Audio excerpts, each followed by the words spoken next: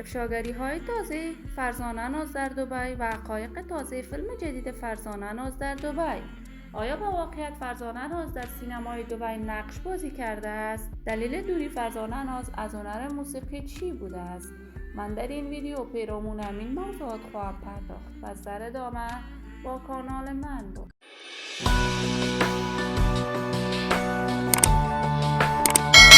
سلام، شما را خوش آمدید میگم به یکی دیگر از ویدیوهای جذاب کانال دنیا اینفو. برای حمایت از من علامت سابسکرایب را فشار بدید تا از ویدیوهای دیگر کانال من هم آگاه شوید. فرزانه ناز هنرمند موفق، ناماشنا و صدای سوریه در میان هنرمندان جوان کشور بود. فرزانه ناز با سرودن آهنگ‌های پشتو چنان در دل‌های مردم افغانستان چنگ زد که به یکبارگی همه میگفتند فرزانه ناز گویا در آینده لطای افغانستان خواهد شد. فرزانه ناز آهنگ‌های بیشماری سرود و رفت آمدهای بیشماری به کشورهای آسیایی به خاطر کنسرت‌هایش داشت. و یکبارگی فرزانه ناز بعد از رفتنش به کشور هندوستان راه هنر موسیقی را ترک کرد و خواست دختر سینمای هندوستان شود. وی در رابطه عاشقانه با پسران هندی بود و با کمک آنها توانست در چندین آهنگ هندی نقش بازی کند.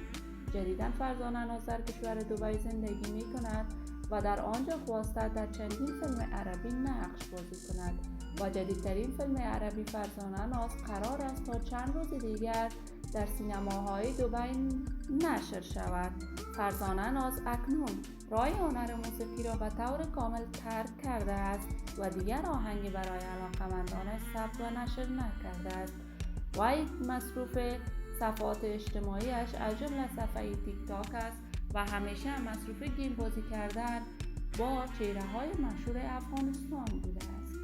من هم آرزوی موفقیت، سلامتی و کامیابی برای تمامی جوانان کشور خود از بارگاه عزت منان آرزو دارم.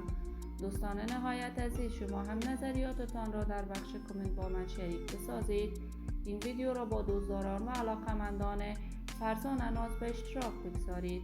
اگر تا هنوز عضو کانال من نشدید، پس برای دوست شدن با کانال من علامت سابسکرایب را فشار بدید، ویدیوهای من را لایک نموده و با دوستانتان به اشتراک بگذارید.